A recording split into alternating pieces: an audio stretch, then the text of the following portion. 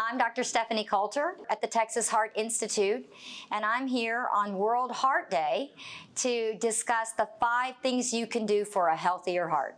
Number 1, you need a healthy lifestyle. And a healthy lifestyle encourages you to exercise regularly. Now, in general, we recommend 150 minutes of moderate intensity exercise at least every week. Number 2 tip, healthy eating. Healthy eating means eating a plant-based diet, which it encourages fruits and vegetables. And we're talking about whole foods, not processed foods.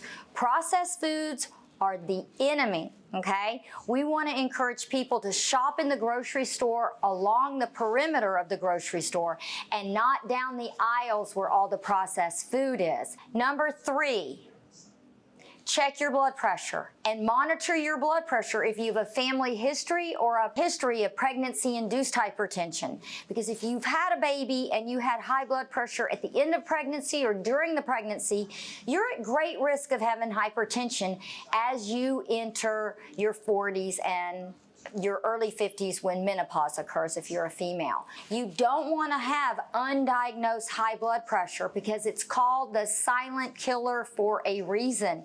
You may develop hypertension and you have no idea, and it may go on for years, and you may damage your kidneys, you may damage your heart, you may increase the tension in your heart so that the muscle in your heart gets thicker and stiffer, and that creates a environment later on in life that causes heart failure.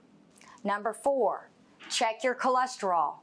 And what do you want your cholesterol to be? Well, it turns out your cholesterol levels that are optimal are really to have an LDL cholesterol under 100. Now, I can tell you that from my own personal experience, being a physician for 30 years, it's very uncommon for people above the age of 40 to run an LDL cholesterol under 100.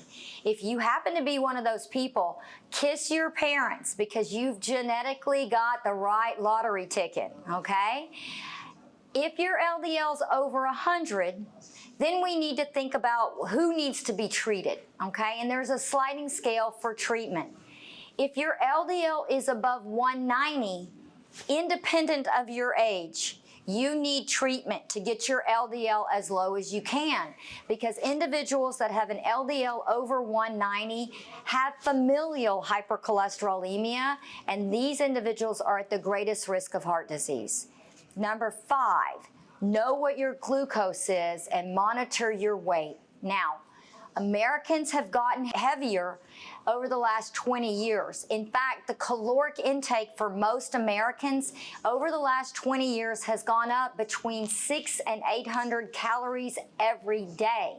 Okay? Now, if you're eating a plant-based diet, it's hard to get 600 to 800 calories of kale, apples, oranges, even mango or watermelon. So if you're eating that many extra calories, you're eating too much processed foods.